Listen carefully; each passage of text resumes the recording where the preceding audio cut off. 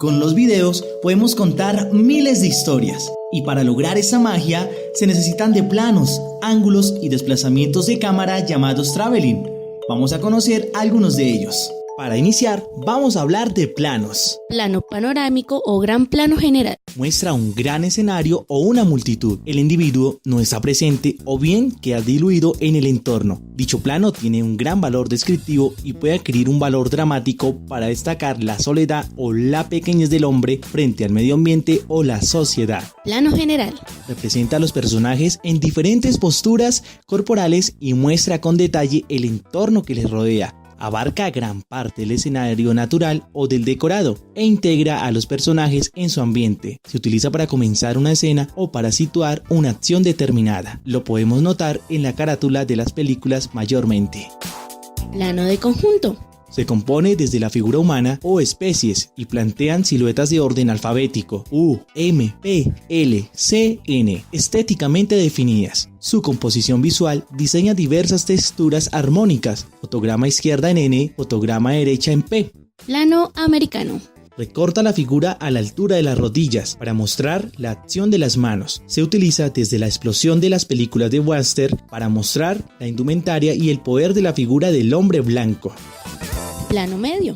Es propicio para describir la distancia y la representación de la realidad entre dos o más individuos. Se utiliza informativamente en los espacios de entrevista. Plano medio corto. Se utiliza en un encuadre de una figura humana, cuya línea inferior se encuentra en la altura de las axilas. Los personajes pueden llegar a ocupar la pantalla con un tercio de su cuerpo y permite una identificación emocional del espectador con los personajes. Plano entero.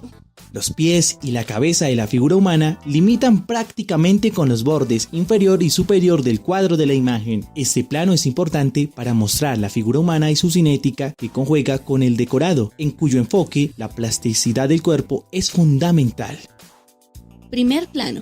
Plasma el rostro y los hombros de un individuo. Este tipo de plano, al igual que el plano detalle y el primerísimo primer plano, se corresponde con una distancia íntima, ya que sirve para mostrar sentimientos entre personajes y actitudes reflexivas y o emotivas. Primerísimo primer plano. Este plano capta el rostro desde el mentón hasta la parte de arriba de la cabeza. Dota de gran significado a la imagen, ya que representa el paisaje expresivo del rostro, no verbal como la gestualidad.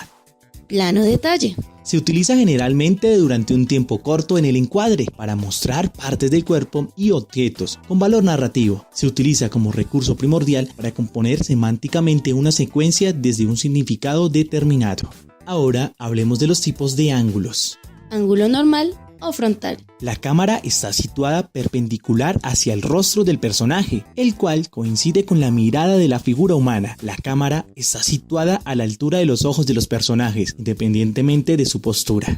Ángulo picado. La cámara está en un punto superior respecto al personaje. Es clave para describir un paisaje o un grupo de personajes, pero expresa narrativamente inferioridad, humillación o menosprecio respecto a un individuo, o la impresión de ruina o fatalidad. El eje óptico horizontal ubica la cámara hacia abajo, vista de pájaro. Ángulo contrapicado. La cámara está a un nivel más bajo que el personaje. Se ha utilizado normalmente para exaltar la superioridad de un individuo ideológicamente importante. Tal plano alarga la silueta de los personajes y crea una visión deformada de la realidad en cuanto a su postura ideológica, psicológica o mágica. El eje óptico horizontal se ubica hacia arriba, vista de gusano. Ángulo rasante. La cámara rasante es fundamental para mostrar encuadres de otras formas determinadas de representar la realidad y frente a situaciones de los individuos en la cotidianidad de las sociedades modernas. Ángulo inclinado. En este ángulo ubica la cámara con una inclinación hacia un costado, mostrando de esa manera imágenes irreales y de trucaje de la realidad. Este tipo de plano le agrega a la escena un valor expresivo de inestabilidad o inseguridad. Ángulo imposible. Este tipo de ángulo se diseña plásticamente, consigue a través de escenas la manipulación del decorado, mostrando la realidad desde ejes que el ojo puede imaginar, pero la mirada nunca experimenta. Ángulo subjetivo.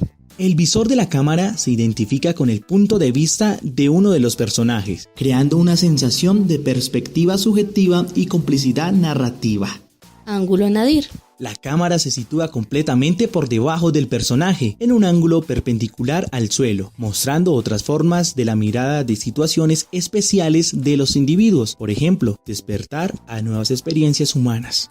Ángulo cenital. La cámara se sitúa completamente por encima del personaje, en un ángulo también perpendicular para mostrar la búsqueda de una mirada etérea de la realidad.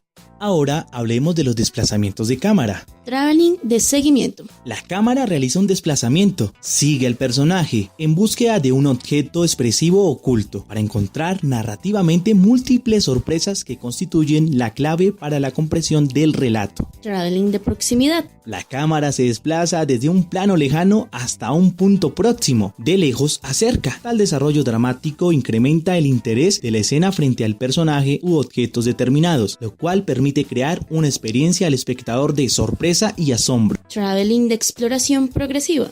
La cámara se desplaza buscando el motivo narrativo sobre una superficie o sobre un escenario, explorando los detalles del mismo. Su carácter narrativo permite descubrir las formas rigurosas de grandes volúmenes y longitudes.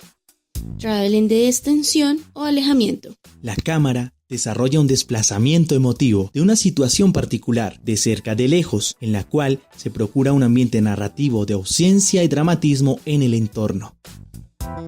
Traveling retro-avance. La cámara narrativamente enfoca un punto dramático, rostro, que se desplaza con la sensación de retroceso en el rostro del perseguido y de avance en el rostro del perseguidor, para desarrollar el efecto de seguimiento paulatino de sin salida, víctima y determinación de la acción por parte del victimario, en una dinámica de plano contra plano. Traveling lateral. La cámara se desplaza en la dirección del personaje, lo que permite narrativamente seguir el diálogo y dar la sensación de progreso desde la expresión de los personajes. Traveling circular. La cámara se desplaza en círculo en torno a los personajes. El enfoque de dicho desplazamiento es simbólico, en cuanto a una mirada dramática, romántica, fantástica que subyace en el relato visual. Traveling aéreo.